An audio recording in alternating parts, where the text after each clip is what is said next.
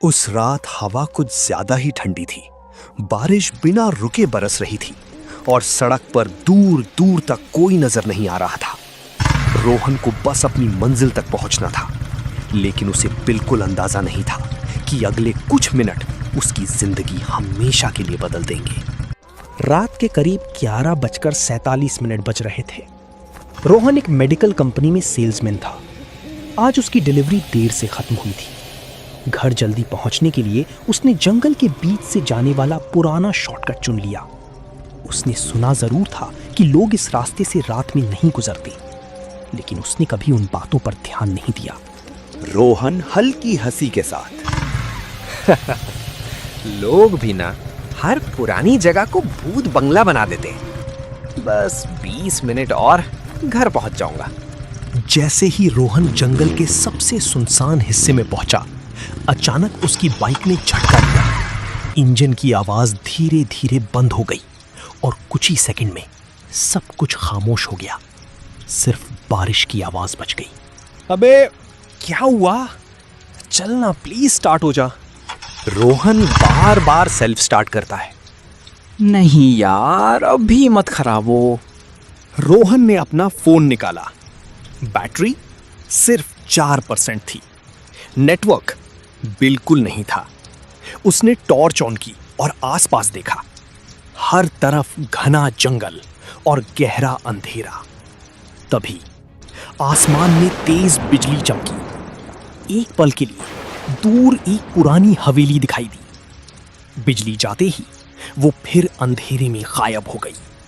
रोहन हैरानी से, मैंने सच में कुछ देखा था। दूसरी बार बिजली चमकी।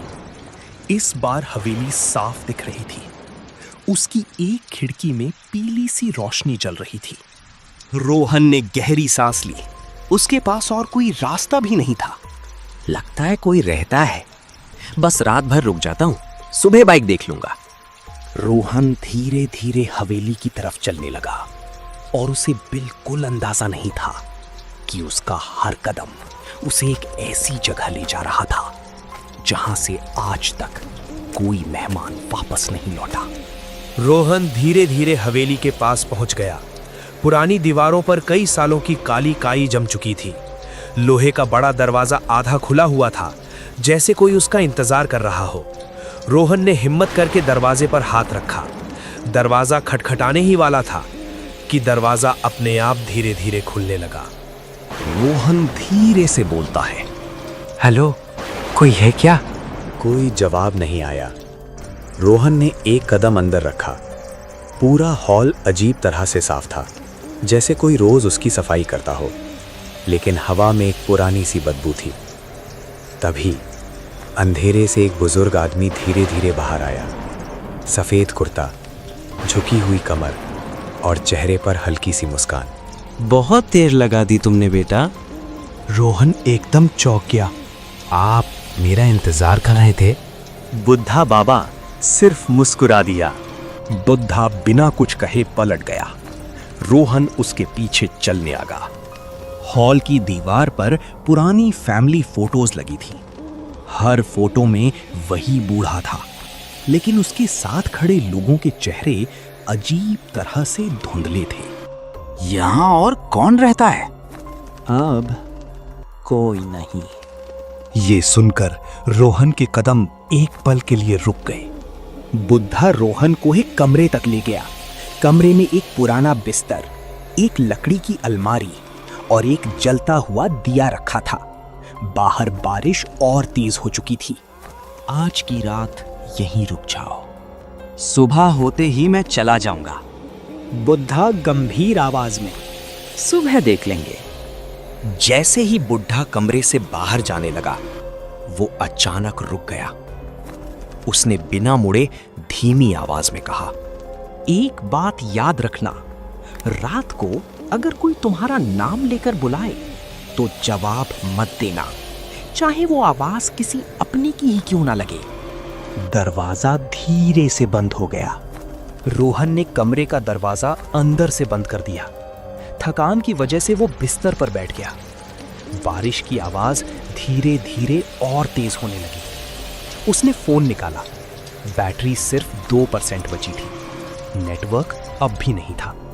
उसने फोन बंद कर दिया। कमरे में सिर्फ दिए की हल्की पीली रोशनी थी। तभी पुरानी दीवार पर लगी घड़ी ने 12 बार घंटी बजाई। घड़ी की आखिरी आवाज खत्म होते ही पूरा घर एकदम खामोश हो गया। अचानक ऊपर वाली मंजिल से किसी के धीरे धीरे चलने की आवाज आने लगी, जैसे कोई लकड़ी के फर्श पर नंगे पैर चल रहा हो। रोहन का गला सूख गया। शायद बुढ़ा होगा। लेकिन आवाज रुकने का नाम ही नहीं ले रही थी। कुछ ही पल बाद वो कदमों की आवाज सीढ़ियों से नीचे उतरने लगी।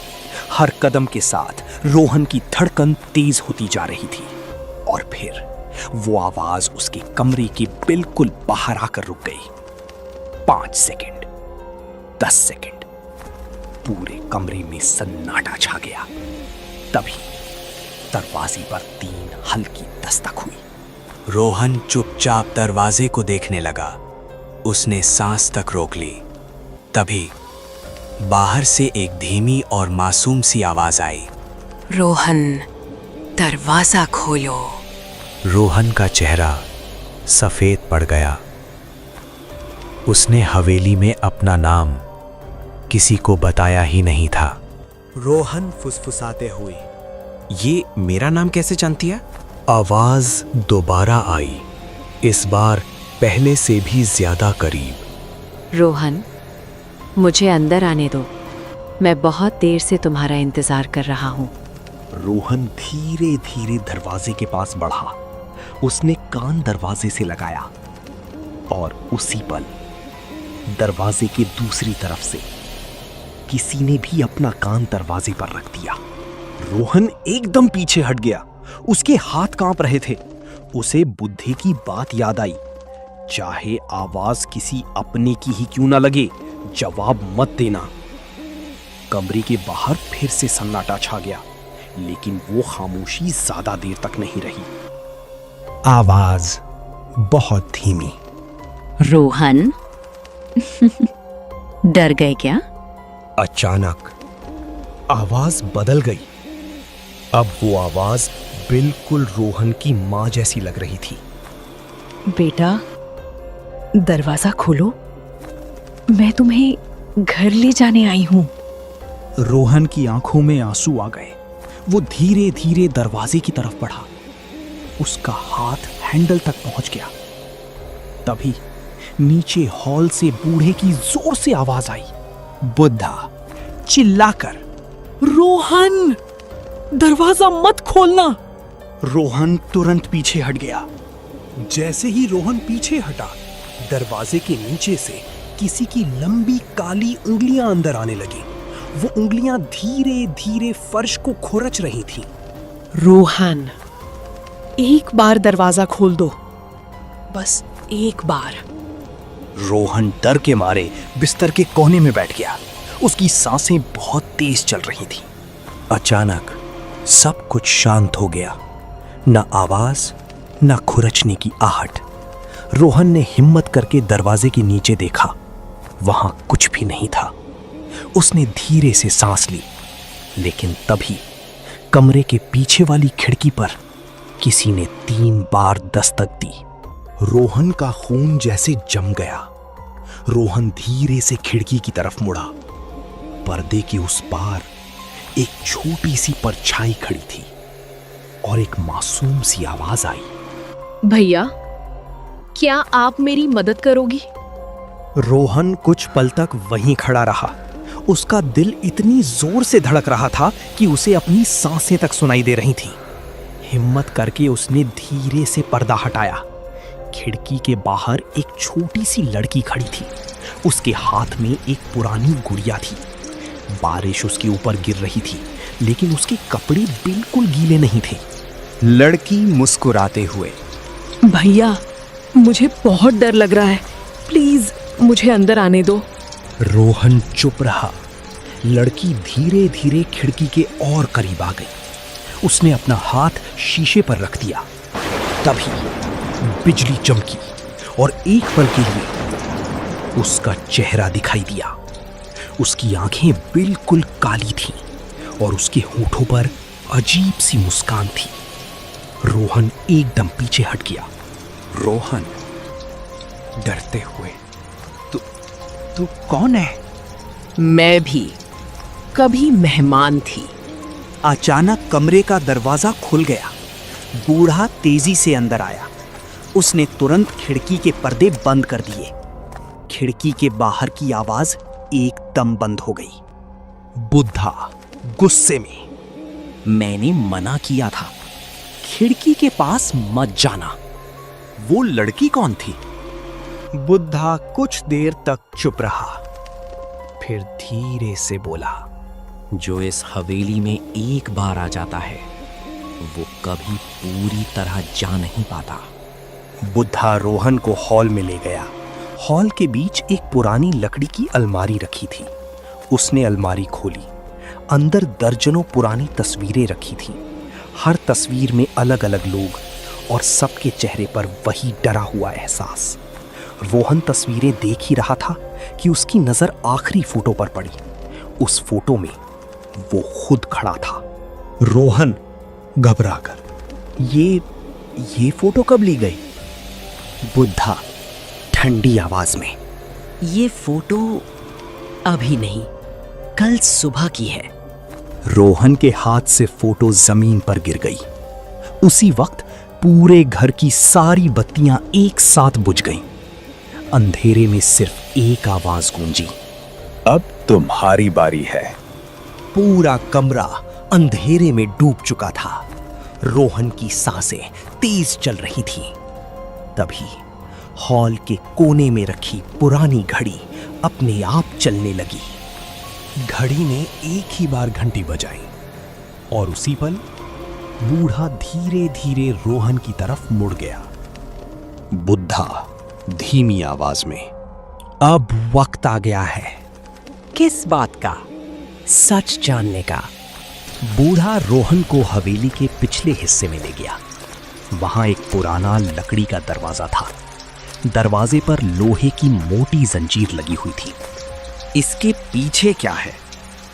बुद्धा गहरी सांस लेकर, इसी दरवाजे की वजह से ये हवेली आज तक जिंदा है। दरवाजा खोलो। बूढ़ा धीरे से जंजीर हटा देता है। दरवाजा खुलते ही ठंडी हवा का तेज झोंका बाहर निकला। कमरे के बीच एक पुराना आईना रखा था, लेकिन उस आईने में रोहन का अक्स ही नहीं दिख रहा था। उसकी जगह दर्जनों लोग खड़े थे जो मदद के लिए हाथ बढ़ा रहे थे। सबकी आवाज एक साथ, हमें यहाँ से बाहर निकालो। रोहन घबरा कर पीछे हट गया। अचानक वही छोटी लड़की फिर से नजर आई। इस बार उसकी आंखों में आंसू थे। भैया, अगर तुम यहाँ रुक गए तो तुम भी हमारी तरह हमेशा के लिए फंस जाओगे। मैं क्या करूं? भागो अभी। रोहन पूरी ताकत से हवेली के मेन गेट की तरफ दौड़ा। पीछे से अजीब अजीब आवाजें उसका नाम पुकार रही थी। दरवाजा बस कुछ कदम दूर था। जैसे ही उसने दरवाजा खोला, तेज रोशनी उसकी आंखों पर पड़ी। वो बाहर गिर गया। रोहन हांफते हुए, मैं बच गया। सुबह हो चुकी थी। गांव के कुछ लोग रोहन के पास आए। एक बुजुर्ग उसे देखकर हैरान रह गया। बेटा, तुम उस हवेली के अंदर थी? हाँ। गांव वाला कांपने लगा। पर वो हवेली तो 15 साल पहले ही जलकर राख हो चुकी थी। रोहन ने तुरंत पीछे मुड़कर देखा। वहां सिर्फ जली हुई दीवारों के अवशेष थे। रोहन ने चैन की सांस ली और चलने लगा, लेकिन उसे बिल्कुल पता नहीं था कि उसकी शर्ट की जेब में एक पुरानी जंग लगी काली चाबी अब भी रखी हुई थी। दूर जले हुए खंडहर के बीच वही बूढ़ा आदमी खड़ा था। इस बार वो मुस्कुरा नहीं रहा था। उसने सिर्फ इतना कहा, हम फिर मिलेंगे।